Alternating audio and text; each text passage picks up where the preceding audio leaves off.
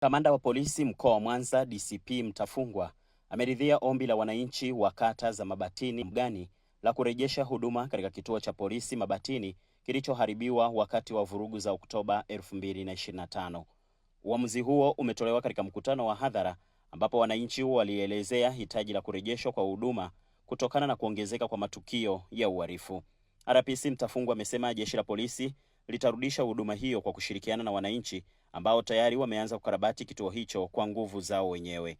Aidha, amesisitiza umuhimu na ulinzi shirikishi huku akieleza kuwa usalama ni jukumu la kila mwananchi na si la polisi pekee. Hizi ni ripoti za Ayo TV na Mera Dayo kutokea mkoani Mwanza.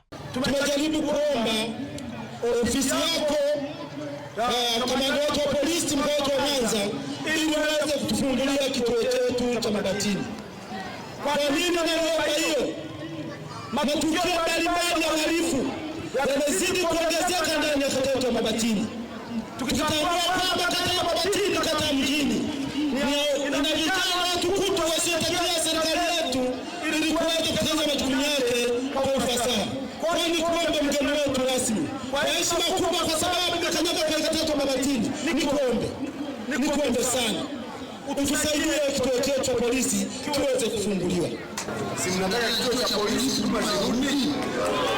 Kituo kile ambacho jamaa walitia moto, si mnatambua kilivyoharibiwa? Na mmetambua kwamba lile tukio la kuharibu kituo halikuwa tukio zuri? Sasa mnaomba huduma zirudi na mnasema mpaka mmekarabati, si ndio?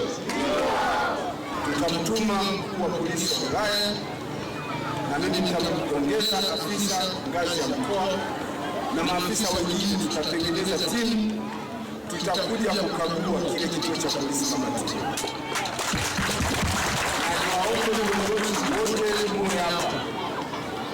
Muwe hapo kwa ajili ya kushiriki kukagua kwa pamoja, ili tujiridhishe kama kile kituo sasa tumekikarabati katika mazingira yatakayoruhusu huduma za polisi kuendelea kutolewa. Lakini tutafanya vile huku tukikumbuka mazingira na sababu zilizosababisha kituo hicho kuharibiwa. Hizo sisi tunazikumbuka sana. Baada ya kukagua kituo hicho, tutajiridhisha na tutafuata utaratibu kwa mujibu wa taratibu zetu za kazi. Tutatoa mwongozo kiruhusiwa kuanza na kiruhusiwa kuanza kwa namna gani, na tutakutana na viongozi ili kuhakikisha kwamba amani, tulivu na usalama unaendelea kuwepo kwa vijana wetu na kwa wananchi wote wanaoishi katika maeneo haya, na kuhakikisha kwamba vituo vyote vya polisi kikiwemo kituo cha Mabatini kinaendelea kuwa salama na kimiliki kwa namna yoyote na watu wa korofi. Jukumu la kuondoa uhalifu sio la jeshi la polisi pekee, wala sio la viongozi walioketi pale peke yao, ni jukumu la wananchi wote.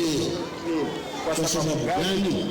Wahalifu wanatoka miongoni mwetu sisi wanajamii.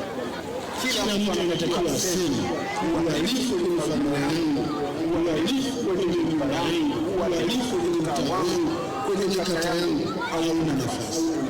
Hilo jambo linatakiwa kueleweka kwa kila mkazi wa kata, kwa kila mkazi wa mkoa wa Mwanza atambue kwamba uhalifu ni jambo linalokatazwa kwa nguvu zote na wananchi wote. Nimeshatoa maelekezo hayo tangu mwezi uliopita kwamba sasa tunaachia viti vya ofisi, tunakwenda kuwafuata wananchi na kupitia kwenye kata zenu hizi mbili leo. Ndio maana na mimi nimetokelezea hapa siku ya leo.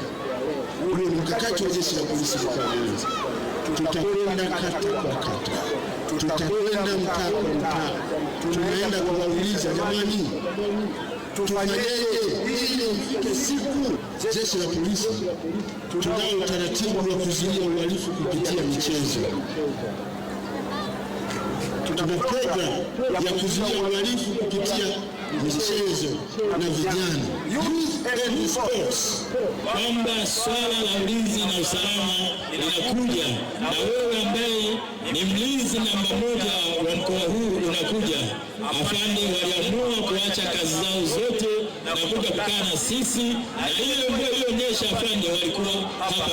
Naomba mjipigie makofi wananchi. Afande, kwa kutambua hilo na kwa kifupi zaidi, tumeweza kuanzisha vikundi vya ulinzi shirikishi. Na hapa naomba niseme, sisi wakaguzi wa kata tunapokuja kwenye kata hatuji na walinzi wa ulinzi shirikishi ambao nyinyi mnawaita polisi jamii. Hawa vijana tunawakuta katika mitaa yenu, na maelekezo ambayo sisi tunapewa, mwenyekiti anatakiwa kuitisha mkutano, alafu nyinyi wananchi mwachague ili sisi tuje kuwapa elimu. Kazi yetu sisi ni kuwapa elimu juu ya ukamataji salama, juu ya ulinzi na juu ya kuweza baada ya kukamata mhalifu ampeleke wapi. Kinachotokea tofauti na hapo ni yeye mwenyewe ameamua kufanya hivyo. Kwanza niwashukuru kwa kuitikia wito wa kuja hapa kwa ajili ya kusikiliza jeshi la polisi linasema nini. Niwashukuru sana. Niwashukuru pia kwa ushirikiano